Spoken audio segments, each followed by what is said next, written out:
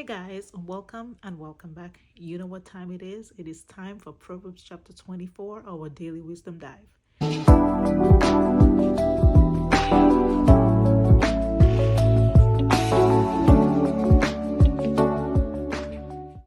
Now, this chapter wraps up the 30 wise sayings with numbers 19 through 30.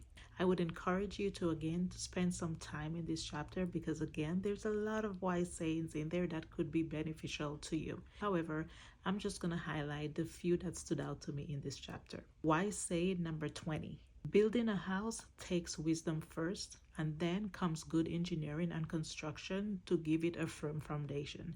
And the same is true when it comes to building the spiritual and moral values of a home. First, it takes wisdom to know that you cannot build a home without God.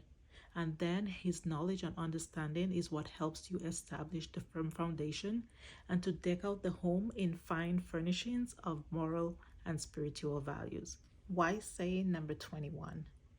Being strong is a good thing, but being wise and strong is even better. Intelligence and wisdom outrank muscle any day. Wisdom and intelligence help you to accomplish things that someone else would not be able to accomplish with just strength alone. You wouldn't go to war without strategic planning and just relying on your own wisdom. You would seek out the advice of plenty. The strength of wisdom comes from relying on the wisdom of others, not just your own. Now, wise saying number 24 in verse 10 is a good one. If you crumble under the weight of challenges and adversity, then there wasn't much to you in the first place. Everyone faces challenges and adversities, but if you crumble and fall to pieces under the weight of your crisis, then your crisis did not make your strength small, but it revealed how small your strength was. Wise saying number 25. If you see someone in need of help, help them if you can.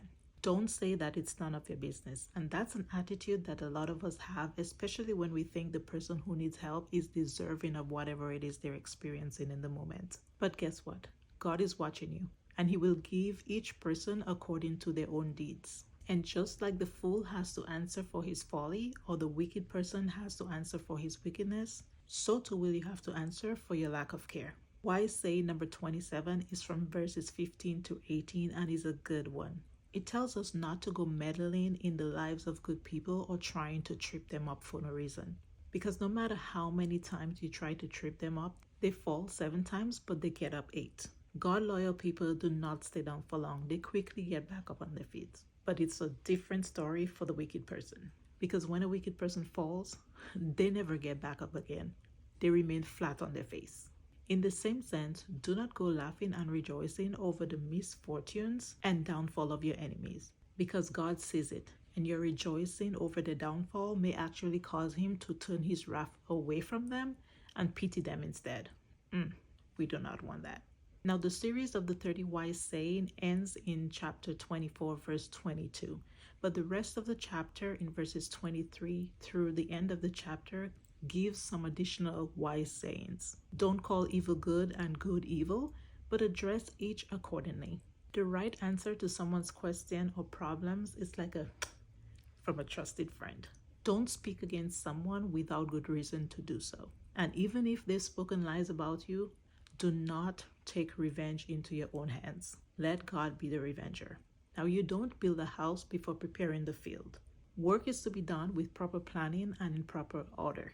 So before you tackle anything, make sure you're planning properly and you're doing proper preparation and in the right order. Don't build the house first and then plow the land. Plow the land and build the house. Now, a lazy man is without excuse. He looks for every reason on the face of the earth to not do what he's supposed to do.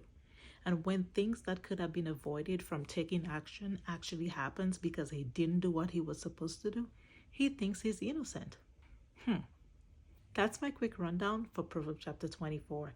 Let me know what stood out to you and join me here tomorrow where we take our dive into Proverbs chapter 25. Bye, guys.